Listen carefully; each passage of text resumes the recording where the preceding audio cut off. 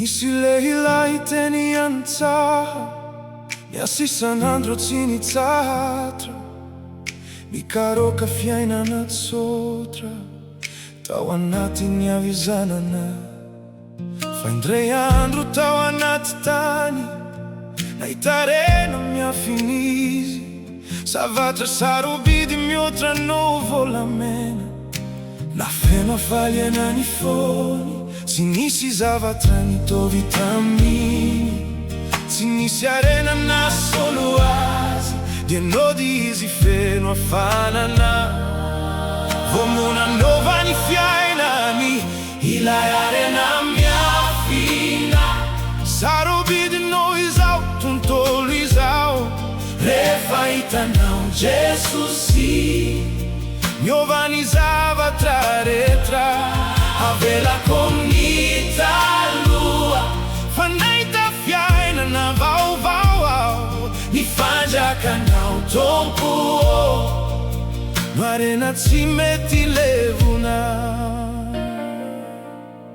Namidy izy rehetra nananany, tsy tamin'ny alahelo fa tamin'ny kafaliana. Satria fantany tao am-pony, fa lehibe noho izany ny valy. Tsy volano tadiavy ny fanahy, tsy lazano mahavoky vo, fa ilay fitiavana mandraky izay, zay avy amin'ny rey. Oh, maro no mandalo tsy mahita, fa ny fo mitady no mahazo. Ilay arena miafinao aminy Kristy, zay manome fiadanana marina.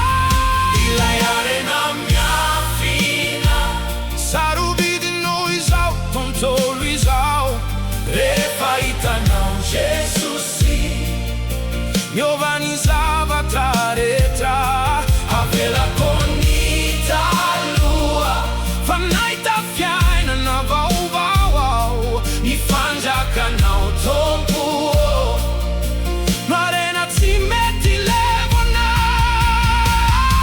Navery aza ny zavatra eto an-tany, mbola manananao Jesosy, fa izay manana ny fanjakanao, tsy ho mandramandraky izay. Afaka alaina ny volafotsy, afaka levona ny arena, fa ny fitiavanao tsy miova mandraky izay, mandraky izay.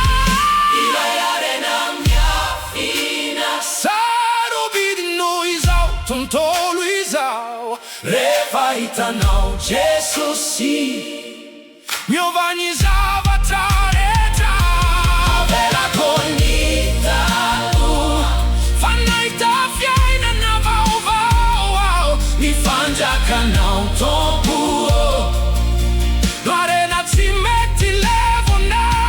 Mandalo izao fiainana, izao sy ny filamy, ny famahono natena. Amidy izay arena lanin kalalau atakaluzi, arena tsy mety simba. Tadiavo izy dieny mbola hita, kuitady anao ao isan'andro.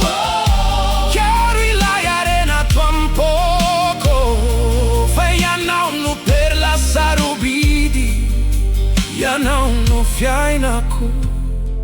Ilay arena miafina, hitany foko tao aminy.